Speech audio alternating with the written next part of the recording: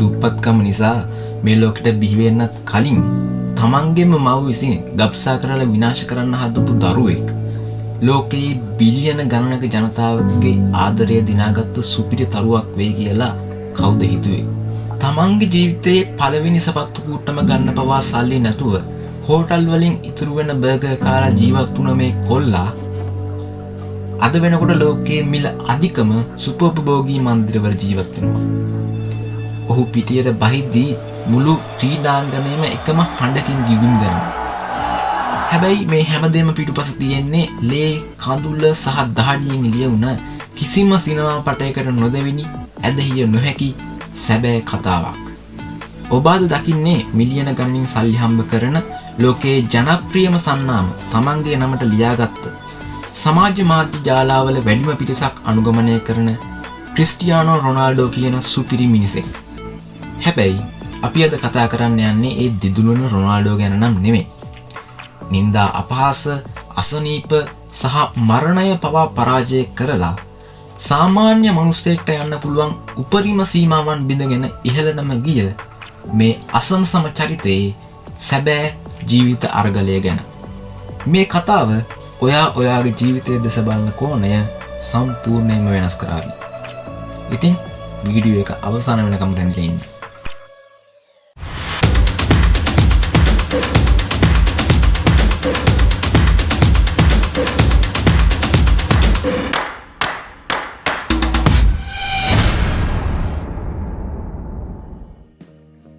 පෘතුගාලයේ ඔඩේරා කියන කුඩා දූපතේ ඉතාමත් දුප්පත් පවුලක 4 වෙනි දරුවා විදියට තමයි ඔහු ඉපදෙන්නේ. තාත්තා උද්‍යාන පාලකයෙක් වගේම අධික ලෙස මත්පැන් වලට ඇබ්බැහි වුණ කෙනෙක්. අම්මා අනුන්ගේ ගෙවල් වල උයලා කරලා හොයාගෙන පුංචි මුදලකින් තමයි මේ පවුල ජීවත් වුනේ. රොනාල්ඩෝට තමන්ගේම කියලා කාමරයක් තිබුණේ නැහැ.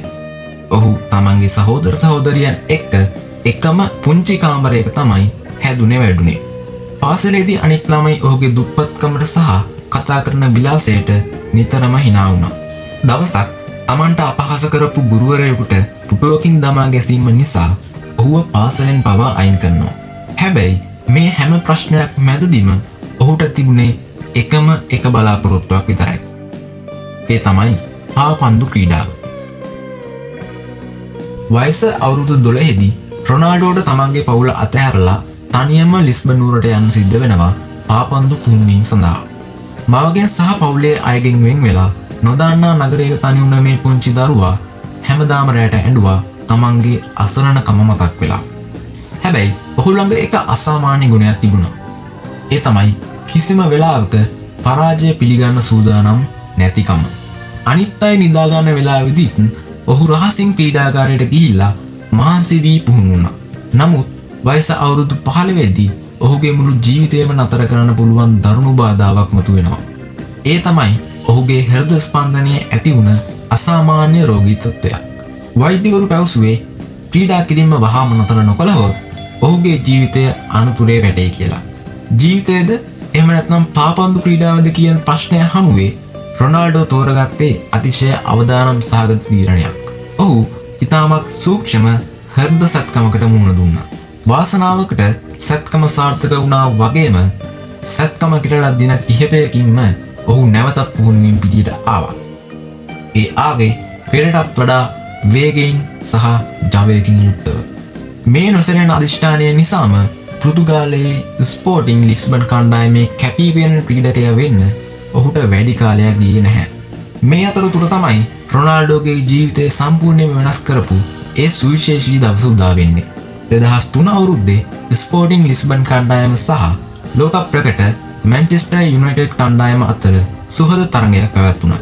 එහිදී 18 හැවිරිදි රොනාල්ඩෝ දැක්වූ අතිවිශිෂ්ට දක්ෂතාවය නිසා මැන්චෙස්ටර් යුනයිටඩ් කණ්ඩායමේ කළමනාකරු සර් ඇලෙක්ස් ෆර්ගියුසන්ගේ අවධානය ඔහු වෙත යොමු වුණා.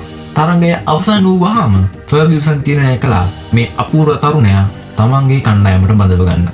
එතැන් පටන් රොනාල්ඩෝ ලෝක පාපන්දු ඉතිහාසයේ රන් අකුරින් ලියවෙන ගමනක් ආරම්භ කළා. මැන්චෙස්ටර් යුනයිටඩ් කණ්ඩායමට පැමිණ පසු ඔහුට ලැබුණේ ලෝක සුපිරි ක්‍රීඩකයන් පැලඳි අංක 7 දරන කමිසය. එමගින් ඇති වූ දැඩි පීඩනයේ මැද වුවද ඔහු තමන්ගේ උපරිම දක්ෂතා පෙන්නුම් කරමින් කණ්ඩායමට ශූරතා රැසක් දිනා දීමට සමත් වුණා. ඉන්පසුව 2009 වසරේදී ලෝක වාර්තාගත මුදලකට ඔහු රියල් මැඩ්‍රිඩ් කණ්ඩායම සමග එකතු වෙනවා. රියල් මැඩ්‍රිඩ් කණ්ඩායමේ ගත කළ කාලය රොනාල්ඩෝව ක්‍රීඩකයෙකුගෙන් ඔබ්බට ගිය සැබෑ ජීවමාන පුරාවෘත්තයක් බවට පත් කළා. ඔහු එහිදී ශූරතා ලීග කුසලාන 4ක් සහ ලෝකයේ වටිනාම ක්‍රීඩකයාට හිමිවන බැලන්දෝර් සම්මාන 5ක් දිනා ගනිමින් ඉතිහාසගත වුණා. මේ සාර්ථකත්වයේ පිටුපස ඔහු විඳි පෞද්ගලික වේදනාවන් අපමණයි. තමන්ගේ සාර්ථකත්වයේ දකින්න ආසාවෙන් හිටපු ආදරණීය පියා රොනාල්ඩෝ ලෝකයේ ඉහළටම යනවා දකින්නත් කලින් අධික ලෙස මත්පැන් පානය කිරීම නිසා අක්මාව අකර්මණ්‍ය වෙලා මිය යනවා. පියාගේ මරණය රොනාල්ඩෝව දැඩි ලෙස කම්පනයට පත් කළත් ඔහු ඒ වේදනාවත් තමන්ගේ ශක්තිය බවට පත් කරගත්තා. අදටත් ඔහු ශරීරයේ කිසිදු පච්චයක් කොටා නොගන්නේ නිරන්තරයෙන් ලේ දන් දීමට ඇති උනන්දුව නිසා. එමෙන්ම පියාගේ මරණය නිසා ඔහු ජීවිතයේ කිසිම දිනක මත්පැන් භාවිතා කරන්නේ නැහැ. ක්‍රිස්ටියානෝ රොනාල්ඩෝ ගැන බොහෝ දෙනෙක් නොදන්න තවත් සුවිශේෂී කරුණු කිහිපයක් තිබෙනවා. ඔහු ලෝකයේ සිටින ඉහළම පරිත්‍යාගශීලීන්ගෙන් කෙනෙක්. ළමා රෝහල් සඳහා ස්වභාවික ව්‍යසන වලින් පීඩාවට පත්වුවන් සඳහා සහ පිළිකා රෝගී දරුවන් වෙනුවෙන් ඔහු රහසින් සහ ප්‍රසිද්ධියේ ඩොලර් මිලියන ගණනින් මුදල් පරිත්‍යාග කර තිබෙනවා. ඒ වගේම ඔහුගේ ශරීරයේ මේද ප්‍රතිශතය පවතින්නේ 7% වැනි ඉතාමත් අවම මට්ටමක. ඒක සාමාන්‍ය සුපිරිමල් ක්‍රීඩකයෙකුටත් වඩා අඩු අගයක්. වයසින් මුහුකුරා ගියත් තවමත් තරුණයෙක් මෙන් ක්‍රීඩා කිරීමට ඔහුට උපකාරී වෙන්නේ ඔහු ළඟ තිබෙන මේ දැඩි විනය. තවත් විශේෂ දෙයක් තමයි ඔහු තමට ලැබුණු රන්සපත්තුව වැනි වටිනා සම්මාන පවා වෙන්දේසි කරලා එම මුදල් පලස්තීනයේ දරුවන්ගේ අධ්‍යාපන කටයුතු වෙනුවෙන් පරිත්‍යාග කරලා තියෙනවා. මේ සුපිරි ජීවිත කතාවෙන් අපිට ඉගෙන ගන්න පුළුවන් ලොකුම පාඩම මොකක්ද? අපිට ජීවිතයේ ලැබෙන දේවල් වලට වඩා වැදගත් වෙන්නේ ලැබෙන අභියෝග වලට අපි මුහුණ දෙන ආකාරය. දුප්පත්කම, අසනීප තත්ත්වයන්, පවුලේ අර්බුද, එහෙම නැත්නම් සමාජයේ අපහාස කියන්නේ අපේ ගමන නතර කරන්න පුළුවන් දේවල් නෙමෙයි. රොනාල්ඩෝ සාර්ථක වුණේ ඔහුගේ සහජ දක්ෂතාවය නිසාම විතරක් නෙමෙයි. තමන්ගේ ඉලක්ක වෙනුවෙන් පැය 24 පුරාම කැප වුණ ඔහුගේ අසම සම මානසික ශක්තිය නිසා. ඔයා කොතනින් ජීවිතය ආරම්භ කළත් දැඩි කැපවීම සහ නොසැලෙන විශ්වාසය තිබෙනවා නම් ලෝකයේ ඉහළම තැනකට යා හැකි බව රොනාල්ඩෝ මුළු ලෝකයටම ඔප්පු කරලා ඉවරයි. කිසිවක් නැතිව උපන් දරුවෙකුගේ සිට මුළු ලෝකයක්ම පාලනය කරන ක්‍රීඩා අධිරාජ්‍යයක් දක්වා රොනාල්ඩෝ ආ ගමන සැබවින්ම ආශ්චර්යමත් එකක්. ඉතින් මේ වීඩියෝ ගැන ඔබේ අදහස මොකක්ද? ක්‍රිස්ටියානෝ රොනාල්ඩෝගේ ජීවිතයේ ඔබ වඩාත්ම දිරිමත් කළේ මොන සිදුවීමද? පහලින් කමෙන්ට් එකක් දාගෙන යන්න.